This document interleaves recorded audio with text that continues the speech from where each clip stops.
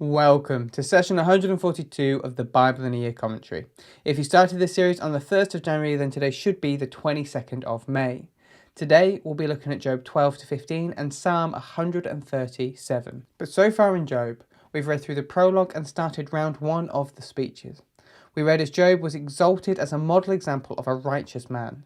God held court with his divine beings and heard reports, including the report of the Satan. Think of this as a job title rather than the big bad guy of the Bible. The Satan asked the question, was Job genuinely righteous and faithful, or was he just behaving that way because God was blessing him? So God puts this theory to the test, removing all of his blessings and favour from Job and leaving him alone and with a body full of sores. But despite all of this, Job didn't sin or turn from God. He did, however, lament his situation, crying out that it would be better if he hadn't been born, and asking God why he wouldn't just let him die. To begin with, Job's friends choose to sit with him and mourn with him, but then they started to rebuke him. Eliphaz pointed out that Job guided others with wisdom in the past, but now accuses him of not listening to his own wisdom. We know that God is just and punishes the wicked. Either Job is innocent and God will rescue him, or he is guilty and deserves what he gets. Either way, Job is foolish to complain to God. Job pointed out that he's not complaining, but crying out to God for help. Why should he be rebuked for seeking salvation from God? Life is too hard and too short to simply accept your lot in life. Then Job turned back to God and asked him directly why he was being punished so. Eliphaz is followed by Bildad, who claims that Job's children must have been wicked and that's why they were being punished. He argued that we can see that those close to God flourish and those far from him suffer. If Job is good, God will restore him. Job argued that he wasn't getting a fair trial and began to question God's justice. Then Zophar jumped in to accuse Job of mocking God, saying that Job should be grateful because he deserved worse than what God was currently doing. So let's jump in with today's reading, Job 12 to 15. Job pushes back against his friends. He points out that he is just as intelligent as they are, and that he knows fully that God is in charge and God has let this happen. The issue for Job is that he knows he's an innocent man, but he seems to be punished when wicked men like robbers and thieves are left in peace. Every animal knows that God is in control of their life. God is powerful. If he chooses to tear down a building or block up a river, then it will happen. Both the innocent and wicked belong to him, and he can treat them however he wants. Job points out that throughout human history, we've seen God remove great men from their positions, be they judges, priests, kings, or princes. God builds up and destroys nations as he sees fit, and leaves men staggering around in the dark. In all this, Job is showing how much wiser than his friends he is. His friends want to box God up in a very easy to understand way.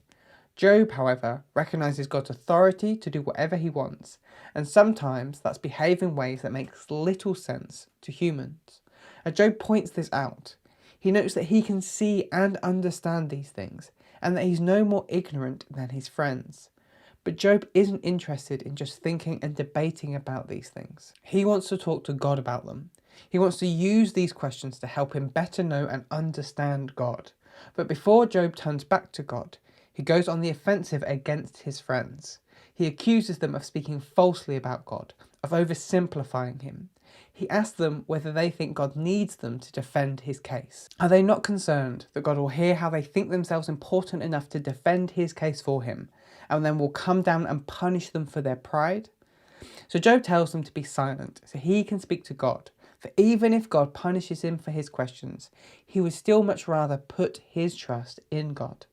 Job turns back to God and asks him to hear his pleas. He invites God to call him so he can answer, or if God prefers, Job can call to God and God can answer. Job then asks God to reveal his sin to him. If God is punishing Job for his sin, that's fine. Job just wants to know why he's being punished, so that if possible, he can change his ways. Because at that moment, it feels like God is just punishing him for no reason. But then Job once more spirals into the meaninglessness of life.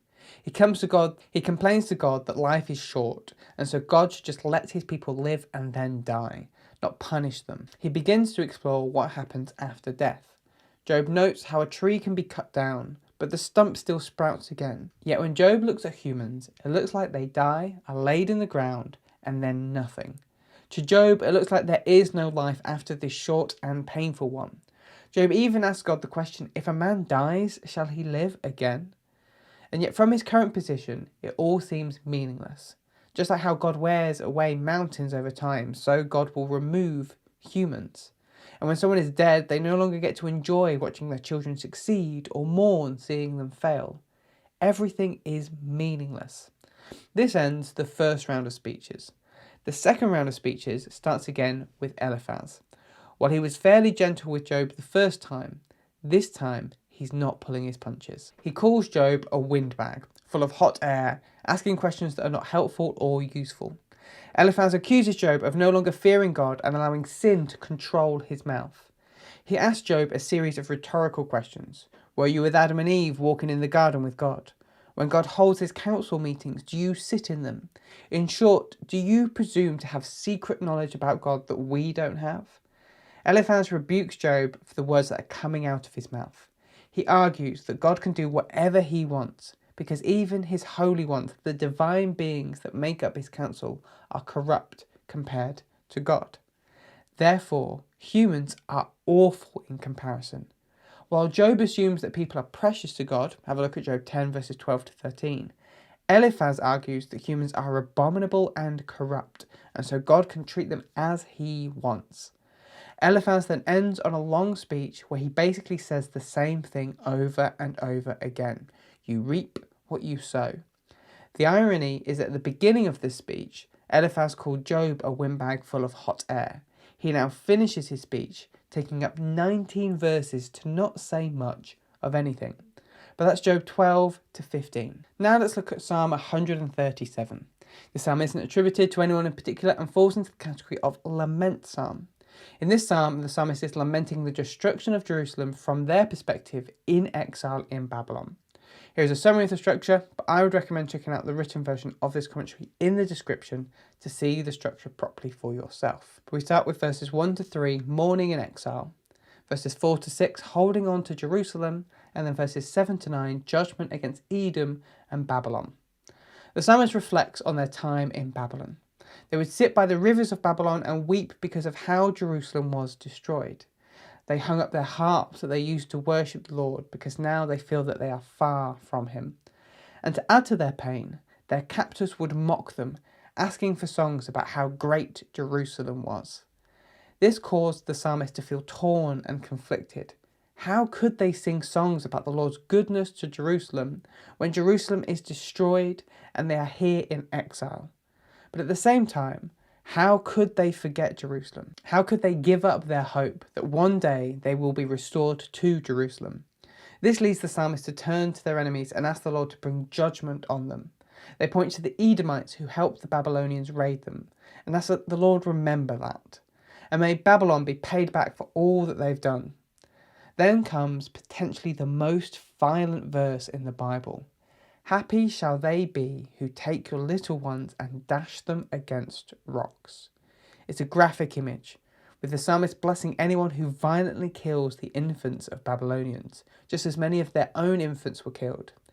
It's a verse that stands in complete opposition to the Bible's call to love our enemies.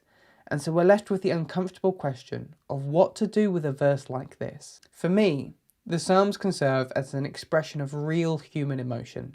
In lament, we get to experience unfiltered pain, hurt, anger, and frustration. Too often in Christian circles, we suppress these emotions because we see them as too ugly or unbecoming of a godly man or woman.